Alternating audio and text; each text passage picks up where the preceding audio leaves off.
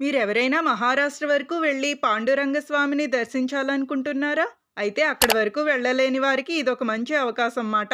మన కృష్ణా జిల్లాలోనే ఉంది. నేనదే ఈ వీడియోలో అయితే షేర్ చేసుకోబోతున్నాను. మహారాష్ట్రలోని పండరీపూర్ వరకు వెళ్లి ప్రార్థనలు చేయలేని వారికి ప్రధాన దేవతగా పాండురంగ విఠ్ఠల్‌తో కూడిన కీర్ పండరీ క్షేత్రం ప్రత్యామ్నాయ ప్రార్థనా స్థలం మన కృష్ణా జిల్లాలోనే ఉంది.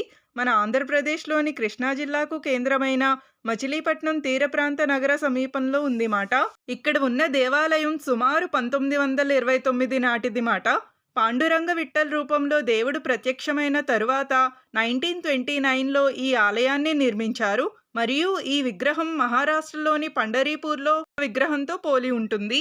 ఈ విగ్రహం 3 అడుగుల ఎత్తులో ఉంటుంది మరియు నల్లని బసాల్ట్ రాతితో ఉంటుంది, కానీ మెరుస్తూ ఉంటుంది మాట. అతని నుదిటిపైకి వచ్చే కిరీటంలో వజ్రం మెరుస్తూ ఉంటుంది. తద్వారా దర్శనం కోసం వేచి ఉన్న భక్తులు మసకబారిన గర్భగుడిలో ఉన్నప్పటికీ దూరం నుండి ముఖం స్పష్టంగా చూడగలమాట.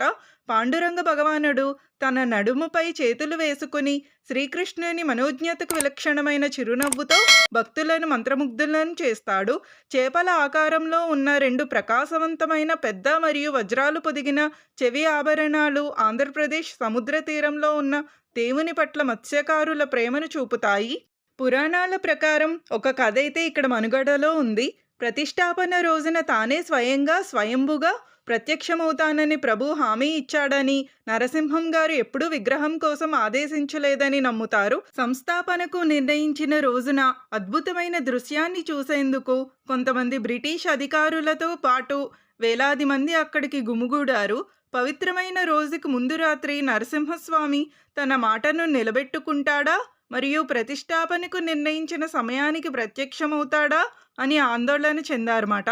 హనుమంతుడు తన కలలో కనిపించి నిర్దేశిత సమయానికి దేవుడు ప్రత్యక్షమవుతాడని అభయమిచ్చాడని నమ్ముతారు. నరసింహం గారు ఉత్సవానికి ముందుకు వెళ్ళగా పండరీపూర్ విగ్రహ ప్రతిరూపం దర్శనమిచ్చింది మాట. మరొక విశేషం ఏమిటంటే ఈ ఆలయంలో హుండీలు అనేవి ఉండవు మాట. మీరెవరైనా కూడా చూడాలి అనుకుంటే మన కృష్ణా జిల్లా కేంద్రమైన మచిలీపట్నం దగ్గరలోనే ఉంటుంది ఈ దేవాలయం. మీకు ఈ వీడియోలో నా ఎక్స్ప్లెనేషన్ ఇస్తే ప్లీజ్ లైక్.